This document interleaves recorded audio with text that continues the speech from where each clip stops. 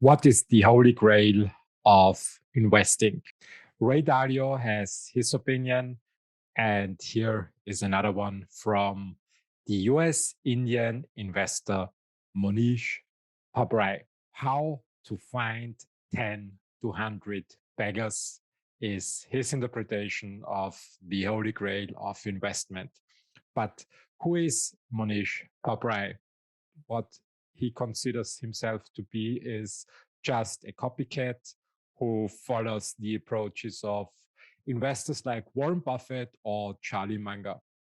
Mohnish Pabrai stands for value investing. Until winter last year, when he held a speech at the university in Beijing, where he was talking about how to find 10 to 100 beggars. And in this video, you see the key elements of his speech where he explains how he shifts from being a value investor to someone who is trying to find the apex spawners and what those apex spawners are. Listen to Mohnish Pabrai. Have a great evening. It's a pleasure and an honor to be invited back to be with you. I always find the students at Peking U are the best of any students I interact with anywhere in the world. It's an amazing group of people, so I am honored and humbled to be with this August audience, and I'm also very excited to continue the interaction and the dialogue. I think this is the fourth time, and we've had different venues, and including once in Irvine and once in Beijing, and a couple of times now online. Anyway, what I wanted to do was I wanted to share a few slides and thoughts with you, and then we can open up to questions, and we can talk about what I've just presented, or we can talk about whatever you'd like to that's on your mind. The thing is that when I look back my life and journey as a value investor, there are 2 years that stand out in terms of being a very significant step function in terms of the learning and growth I went through. The first time that happened was in 1994, which is about 26 years ago, when I heard about Warren Buffett for the first time. And I had never been in the investing business, or never even really, I might have bought a stock here and there, but really didn't understand investing. And I was taken and surprised by Buffett's approach to investing, to the point that in the next few years, I shifted completely to becoming an investor. I am an engineer by training, and I was running a IT services company, and I, in a few years, made the switch completely to a full-time investor. And so 1994 was a year of tremendous learning and growth for me. And it was really helpful. And then the second time I went through a step function of growth was this year in 2020. And for most people, 2020 is a year they like to forget and move on because of the pandemic and all the issues we've had with shutdowns and, all the fatalities and health issues and so on. But maybe it was because of all the time at home. I'm not sure. But I found that I went through another renaissance this year. And I wish I had gone through this second renaissance many, many years ago. But still, I think like Charlie Munger says, we are old too soon and wise too late. But better late than never. So I want to talk about one aspect of the renaissance that I went through, and it's changing my approach to investing quite significantly. A lot of these things will appear very obvious to you. Some of us, like me, are not that smart, so it maybe is not so obvious. But let me share these with you, and then we can talk about it. So if you're an investor, a value investor, really at the highest level, you've got kind of two kinds of options in terms of the businesses you can invest in. You can invest in what I would call growing pies, these are businesses which have strong growth ahead of them. They've got long runways, and these businesses can get pretty large, and one can do quite well investing in growing pies, even if one is paying what might appear to be an optically expensive price. And there are many advantages to being an investor in growing pies. You can set it and forget it, and this is really one of the only ways you can really get to really strong multi-bagger returns, maybe 10 times your money or 100 times your money. So growing pies is definitely a great way to go. The second way to invest is discounted pies. And discounted, 50-cent dollar bills or 40-cent dollar bills. And here you are on a treadmill of activity because you have to buy and sell, then again buy and again sell, and keep doing that. In taxable accounts, it can be tax inefficient, and it's difficult to get more than a double or triple, because if you bought a company at 50% off and it did not grow and you were correct about it, then maybe you will double your money when that valuation gap closes. And maybe even if it gets some growth, you might get 3 times your money or something, but it's hard to get more than that. When I started as an investor in 94, having just heard about Buffett and so on, I was focused on growing pies. And the period from 94 to about 2000, 99, 2000, was a period of very strong stock market returns in the US. It eventually kind of peaked with a very massive bubble, the dot-com bubble of 2000. And then, of course, the NASDAQ index crashed and burned. It dropped about 80%. And even the S&P had a very long period of no returns. And I could see by 98, 99 that things were getting frothy, and I had done really well in that period. In fact, captured 200 baggers in that period. I was a individual investor at the time. I was not running a fund, but then I got concerned around late 99, mid 99, that this party at some point will end, and it'll probably end badly. So the market was really interesting at that time because there were a set of companies that were very overvalued, but there was another whole set of businesses which were not sexy businesses, which were very modestly priced and even maybe severely underpriced. And so one could actually make investments in those businesses. So, for example, in 2000, the day the NASDAQ peaked, I think March 6th or March 9th, 2000, was the same day that Berkshire Hathaway hit a multi-year low in stock price. I think the Berkshire stock price at that time got down to about 40,000. And it was literally that people were pulling money out of Berkshire Hathaway and putting it into pets.com or chemdex.com, all these different kind of euphoric e-toys and all these things that were going on at the time.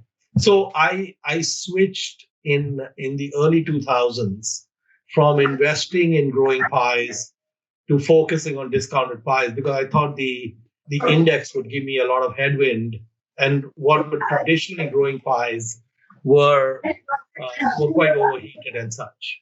And what I should have done probably maybe a few years back, maybe 3 or 4 years ago, 5 years ago, was I should have switched back, because we did extremely well with discounted pies in the funds, because the index, the NASDAQ was flat from 2000 to 2016. It basically went nowhere. In fact, it went down quite a bit before it got back to the same 2000 level. And the S&P 500 was flat till about 2012. So they took a long time to get back to their previous highs. So obviously, the better way to invest between these two is growing pies, but you also need to keep in mind a little bit about where the market and the index is at, where you're not kind of getting to euphoric, if you will. So if you look at this path to 10 to 100 baggers, basically there are, let's say, there could be more, but there are basically five ways you could get there, right? So one is you could buy these, what I would call focused mousetraps. These are very narrowly focused players with long runways. Like, Moutai is one in China, which has just opened its first store in China, McDonald's, and so on. You could also get there with great capital allocators, kind of like Berkshire Hathaway or Danaher or Exorient, which is based in Europe. Or you could also get there by investing in the Uber cannibals. So the Uber cannibals are companies that are very focused on stock buybacks, and they end up buying back, large portions. So, for example, a company like NVR, which is a US-based home builder, from 1996, when they started doing stock buybacks, until now, 2020, they bought back something like 82% of their shares outstanding. So just 18% of the shares outstanding are left. And NVR has delivered, I think, it's more than a 70 bagger in that period. The stock has gone up more than 70 times. In fact, in the last 20 years, it's gone up more than 55 times. And the business actually has not grown that much. All they've done is they've taken all their free cash flow every year and pounded it into buybacks. AutoZone is another one. These are not rapidly growing businesses, but again, similar story. And then one that happened in the 60s and 70s was Teledyne with Henry Singleton. And in fact, there's a book that you might enjoy called Distant Force. So Teledyne issued a lot of stock in the 1960s when it acquired almost 150 businesses when the market gave it a very high multiple. And then in the 1970s, when the US equity markets were very cheap and collapsed, and Teledyne was trading at maybe single digit multiple of earnings, Henry Singleton bought back more than 80% of the stock. And again, in the case of Teledyne, they delivered about 125 times the value from 1960 to 1980. It was about 125x. And then you can also get to multi-baggers by buying, deeply undervalued players, companies that have gone down a lot. I've done some of that, and these are some companies I've invested in. Tech Cominco was one I bought right during the financial crisis in 2009. It became a 10-bagger. Fiat Chrysler in 2012, it also did very well, and then Grail Industries more recently. But the one I want to talk about today, which is part of the renaissance this year, is the spawners. And the spawners are companies that continuously spawn related and unrelated businesses. Very few companies have the DNA to be great spawners. And we'll drill down a little bit on the different kinds of spawners. And basically, these are companies that have a deep conviction of, and really it's part of the DNA, to keep adding and incubating new businesses that have the potential to be massive growth engines. They expect many of these things to fail, and they take failure in their stride. And a good example is the Bezos quote. It says, "Staying in day one requires you to experiment patiently, accept failures, plant seeds, protect saplings, and double down when you see customer delight." And Amazon is one of the great spawner companies that we have. Spawning also has a lot of advantages, in fact, a lot more advantages than cannibals, because cannibals have to pay tax on their earnings, and then they can use the money to buy back shares. In the case of spawning, what you're doing is you're basically reducing your net income, which basically then reduces your taxes. So in effect, you're getting a interest-free loan from the government on very easy terms, payable when able. So for example, through most of its history, Amazon has hardly reported much in earnings. Their core businesses were quite profitable, but they were taking all the cash flows and continuously investing them into new bets. 30, 40% of the money that they were investing would have gone to the government if they didn't do that. So it's a very capital efficient way to do this if you are good at spawning. So there are different kinds of spawners, and I came up with these different spawners on my own. And they may be more, but I think this captures a lot of it. So adjacent spawners are companies that create businesses that are close to the business they already are in. They kind of are looking at, like Amazon when they started was only selling books, and then they started adding more categories. They started selling music, and they kept adding more categories. So it didn't require a lot of change in the business. That's what I would call adjacent spawners. Embryonic spawners are companies that acquire businesses and then nurture them into much larger enterprises. And for example, through most of its history, Microsoft has not been a acquisitive company. It basically kind of grew its businesses organically, but they bought what we know as PowerPoint as they actually bought the company, and then they changed the name to PowerPoint and then made it part of Office. So that was an example of an embryonic spawner. Cloner spawners are not innovative. They just copy successful products. Microsoft is a good example of cloner spawners. And then non-adjacent spawners create or buy new unrelated business areas. So for example, recently during the pandemic, BYD went into manufacturing of N95 masks. And that business has nothing to do with what one would consider the core competencies of BYD. But Cheng-Fu Wang has never been limited by core competencies. He's repeatedly gone into businesses. When you would look at him from the outside, you would say he has no competence in this. But he's repeatedly shown that he can get competence. So they entered the car business and they were able to make that quite a success, which is difficult. They entered the N95 mask business, and I'm pretty sure they've, if they haven't already turned into business, they will. And then Apex Spawner is a business which uses all four of these strategies and such. And generally speaking, the reason I'm giving you these spawner categories is Apex spawners are very rare.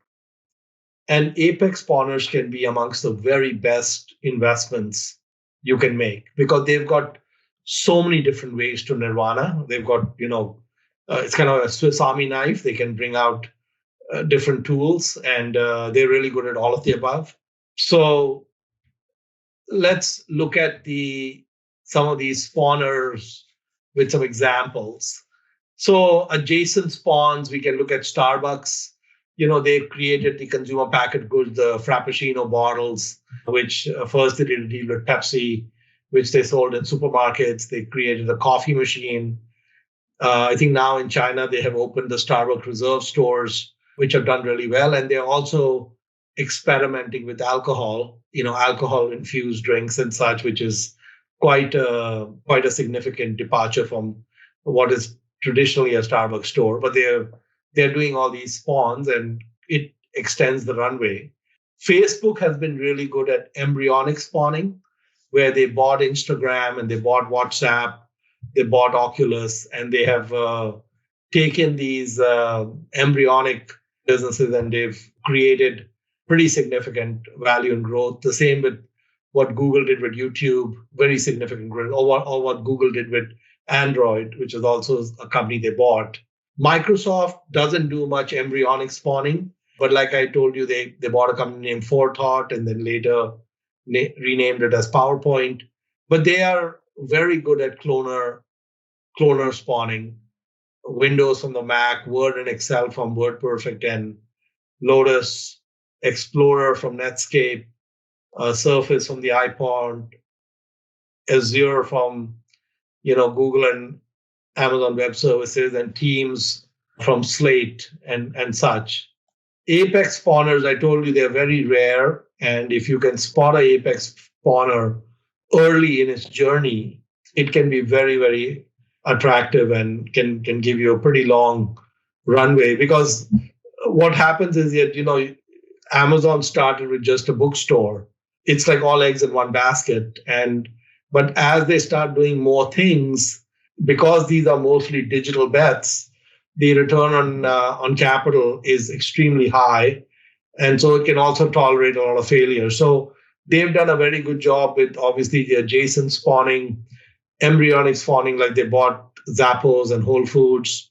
Cloner, some of these cloners didn't work. Like they came up with the Fire Phone, which they offered for I think 99 cents, but they couldn't get any traction, and then the Fire Phone was buried, and they moved on. And then they've done non-adjacent spawning, like Amazon Web Services is quite a departure from their typical retail, and it's done very well. And Kindle was quite a departure because it required quite a few different competencies. Similarly, Alphabet has done all of the above.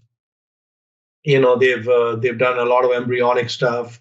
They've also done a lot of non-adjacent stuff where they've gone into things like Google Fiber and so on. Alibaba, you guys are very familiar with.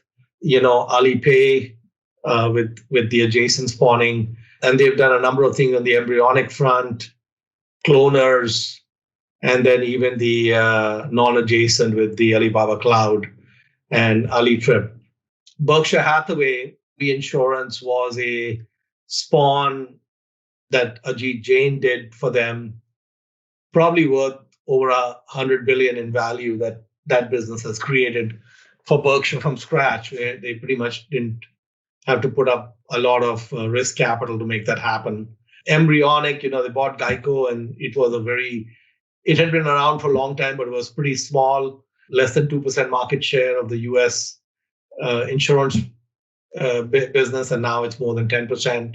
Mid-American Energy has grown a lot. Nebraska Furniture Mart has grown a lot. They've started some digital insurance companies recently, 3 Insurance and Buy Burke.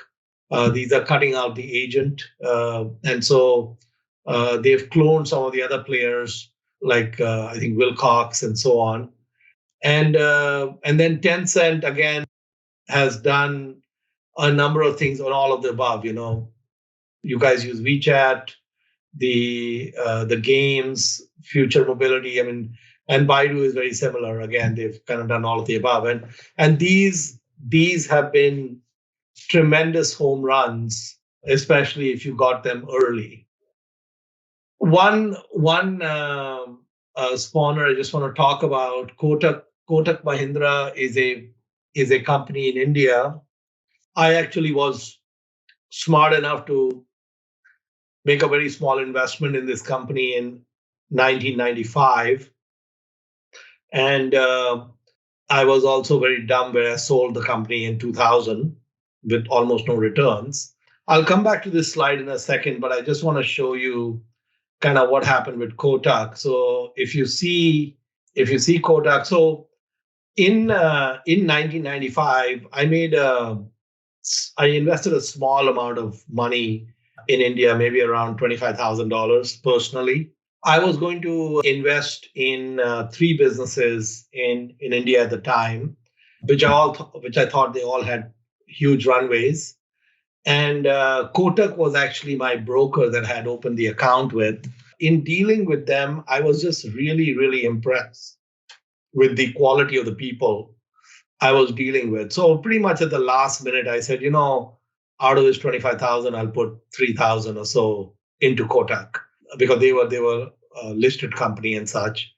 And what happened with me with my 25,000 investment is one company that I'd invested about 10,000 in was 140x. So it became 1.4 million in about 5 years. And I was smart enough to exit that. I was part of the .com boom. And then I thought, the other 3 companies had not done much over that period of time. So I said, okay, you hit the big time with one, it doesn't really matter. For no good reason, really, I sold the other 3 companies at 2,000, including Kotak. And of course, if I just kept the $3,000 in Kotak, I would have about, 600,000 today. But just to go back to Kotak, they were very small broker. Goldman Sachs at the time had taken a 20% stake in them because, again, I think like me, they were very impressed with them. And the key thing that happened to them was in 2003.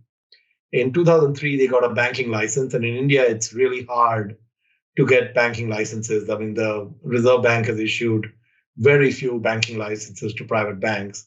And Kotak today has become one of the largest private banks in India. They've executed really well. And that's where the bulk of their upside has come from. But the company has spawned many adjacent businesses and they've even acquired a few businesses and gone from there. I told you most companies do not have the DNA to do spawning. Spawning is an unusual kind of DNA, especially the successful spawners. So, for example, some of you may be familiar with Chipotle, which is a very successful Mexican chain here in the US. I don't think they've entered China yet. But McDonald's actually spotted Chipotle when they just had about 20 or 30 stores in Denver, in Colorado. And I think they took a 20 or 30% stake in Chipotle. And then later, McDonald's felt that it was a distraction for them to own this business. So Chipotle had grown a lot. It had gone from 20, 30 stores to a few hundred stores.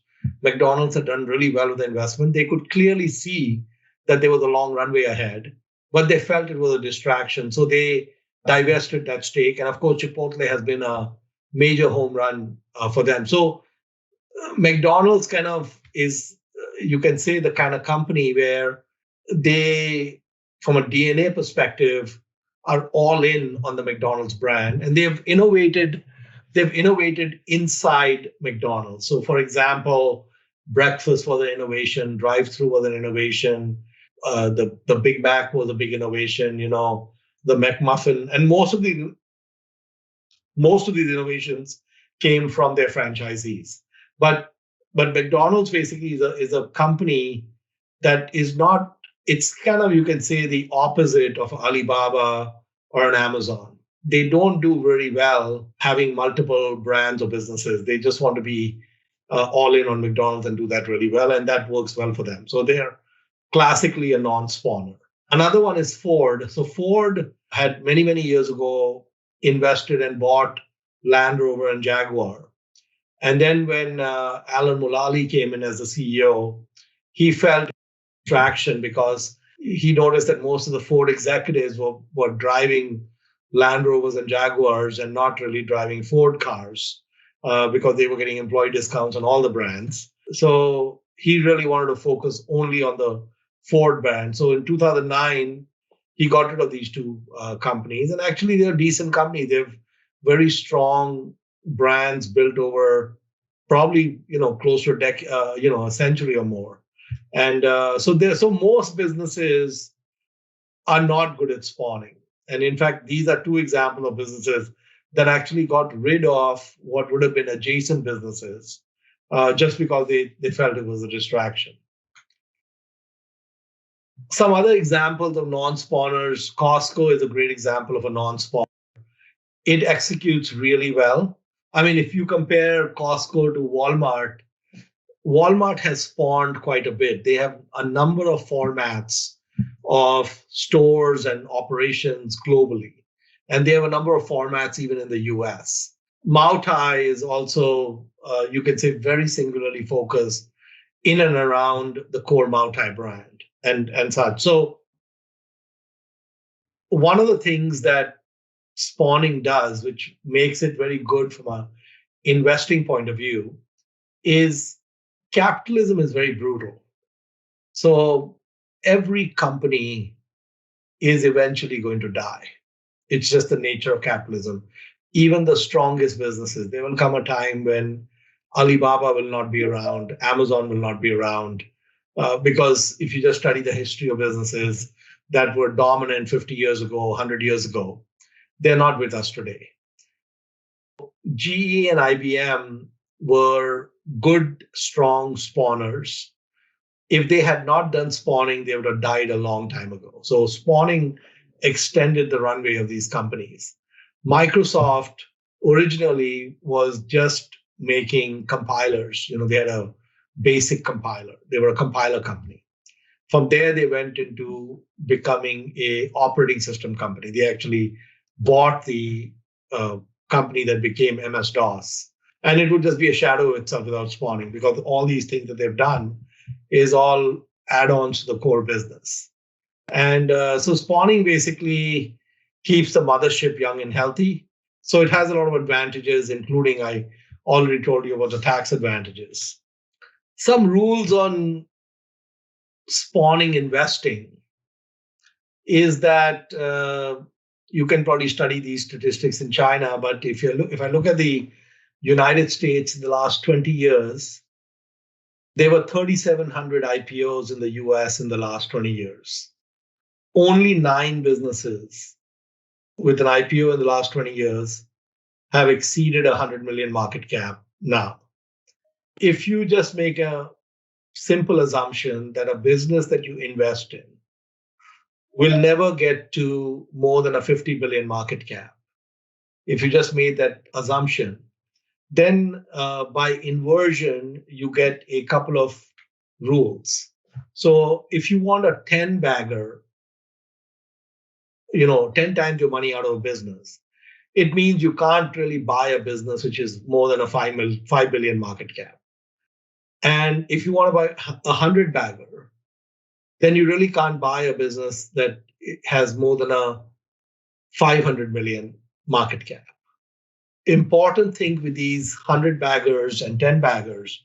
So if you look at any public company or most public companies, pretty much around the world, almost all of them have been 100 baggers at some point. Most of the 100 bagger is usually captured while they were still private.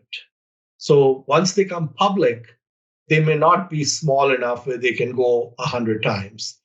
But so the earlier you can get to these businesses, the more likely it is that you can get to 10 times your money or 100 times your money. So if we look at a business like Alibaba today, 800 billion market value, can Alibaba be a 100 bagger in 20 years? Anything is possible, but it is probably unlikely, because you're talking about something like $80 trillion. It's a really large number, and we don't even have businesses anywhere in the world that are more than $3 trillion. So, or even much more than $2 trillion. So, catching multi-baggers early is important. But also, you have to remember that the earlier you go in a company's life, the wider the range of outcomes. So, if I invest in a Mautai today, the path is relatively narrow in terms of outcomes. But if I go into a very early stage business, the range can be quite wide. So there's an art and science here in terms of making sure you have enough fractions. So my rules, what I call the Pabrai spawning rules, which I just came up with a few days ago, is make an assumption that no business you invest in will ever exceed a 50 billion market cap. And so if you want to make 10 times your money, you got to buy below 5 billion. If you want to make more than 100 times your money, you've got to buy below 500 million. What I found about spawning is that spawning is not a trait that you can easily screen for automatically. So you can run a screen for low PE, you can run a screen for low price to book, you can run a screen for a lot of quantitative metrics about a company. It is generally, at least from what I have found, it's not obvious what business is a spawner or is not a spawner until you spend at least a little bit of time looking at the business. And once you look at the business with a little bit more detail, then you can get to the nature of the spawning. Are they a non-spawner or are they a spawner? And if they are a spawner, how strong a spawner are they? Okay, does it have strong spawning DNA or not? One of the things I want to get to in my portfolio eventually is a portfolio that is only spawners. And ideally, a portfolio that is only apex spawners.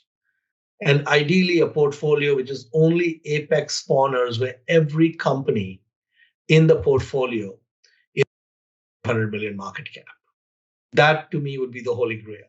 So we have to look at, does it have strong spawning DNA? Does it have a great capital allocator running it?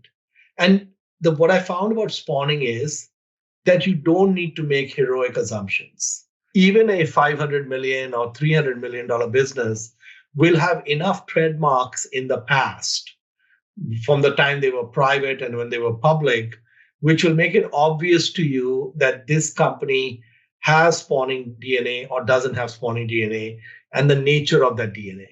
And so, three businesses in the portfolio that were great spawners, and I think they are all they're all below a billion market cap. And then recently I found a fourth one, which is below 400 million and strong spawning DNA and a very long history. So you could easily tell what's been going on in that business. And of course, the hunt is on to find more of these. And one of the reasons I'm speaking to Peking You is my email address is on this presentation, the last slide. Please send me spawners. I am desperate for spawners. Okay, so set it and forget it. So that's really what we want to do. We want to get to, a portfolio maybe of 5 to 10 spawners. I love this quote by Thomas Phelps, and I'm probably guilty of making a lot of errors. He says, for an individual or institution really out to make a fortune in the stock market, it can be argued every sale is a confession of error. So actually, if we are doing our jobs right, what we really want to do is we want to become silent minority partners with Jack Ma or with Sam Walton or with Jeff Bezos. We want to find these people. We want to find them early, and then we want to ride with them as long as they are riding. And that is the holy grail. And then my friend Nick Sleep, I love this quote. And this is a quote Nick put in his last email to me, which is a few weeks ago. He said that truly brilliant investors weren't investors.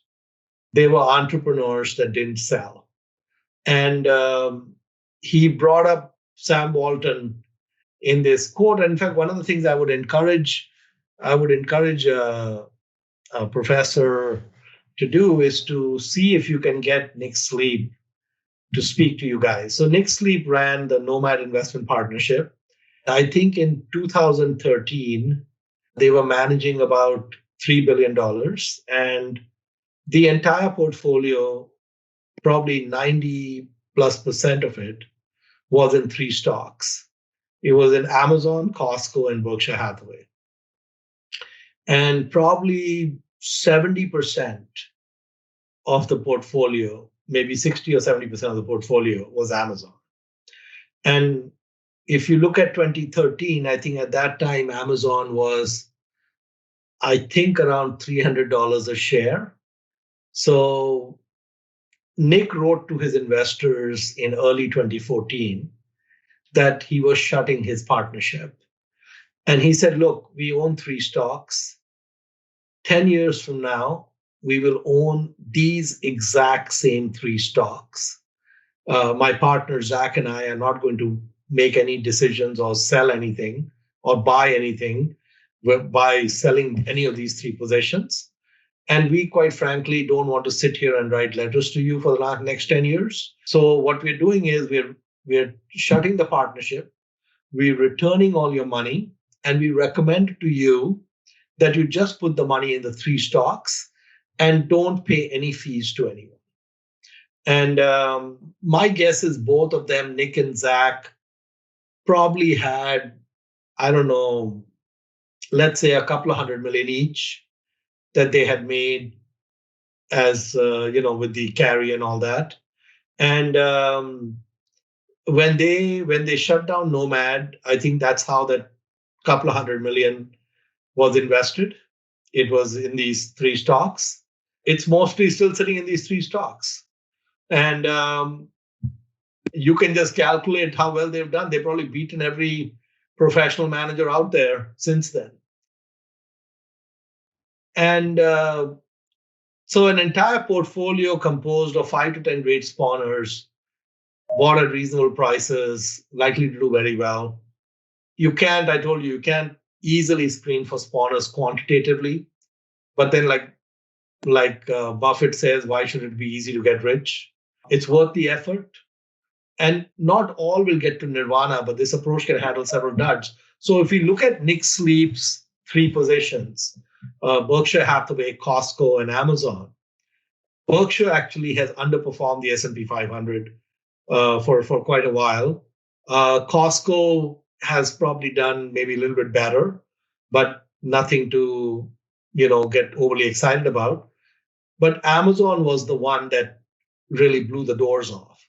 So when you have a portfolio of spawners, maybe 5 to 10 spawners, you could do really well with just a couple of them hitting home runs. So this is an approach that can tolerate more than a few duds. And actually it's relatively easy to avoid the duds because you can look at the track record. So then the question comes up, when to get off the bus. And I love this quote by Charlie. The first rule of compounding is to never interrupt early. So don't exit until it is absolutely clear that a secular decline has started. So business does not go up in a straight line. There are going to be ups and downs. Ignore these temporary headwinds. But when you have absolute clarity that the business is in a secular decline, you can exit. And even if you give up 50%, you sell at 50% from the peak, because it would take a while for the market and you to figure out that there's a problem here. Because you've had such a long run for such a long time, it doesn't matter. The return is still going to be good. So if you find a long runway and you are a little late at getting off the bus, it is not going to be a problem. The important thing is to not get off the bus for a temporary hiccup. And quick word on conglomerates. So, in Korea and Japan, we had the chaebols and the kiritsus.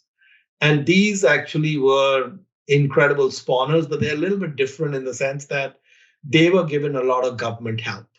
And they were given a lot of almost assured of success because imports were restricted, licenses to competitors were restricted. So they are a different kind of a spawner, but they've done really well. And if you invested in these businesses early in their life, like if you bought into the chairballs in the 1980s or you bought into the kiritsus in the 1970s, you would have done extremely well. And mature conglomerate different because it's already scaled and it's unlikely to be 100x from where they're at.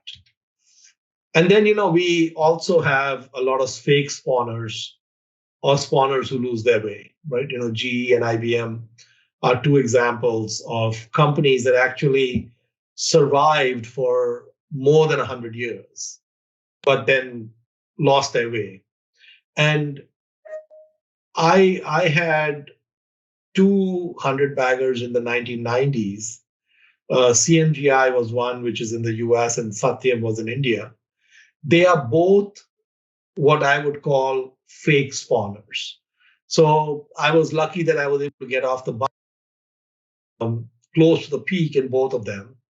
But CMGI, for example, was more than 100x. But then, they were spawning .coms, and eventually almost nothing worked and the company disappeared.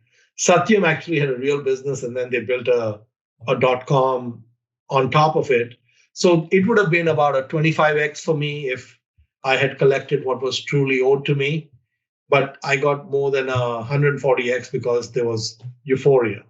And then we had a bunch of fake spawners in the 99 2000 time frame, like Internet Capital Group, Idea Lab, Safeguard Scientific. So you have to make sure that the spawners you're going into are not fake; they're real, and that they have some staying power. And pretty much every public company was or will be a 100 bagger. I already told you this.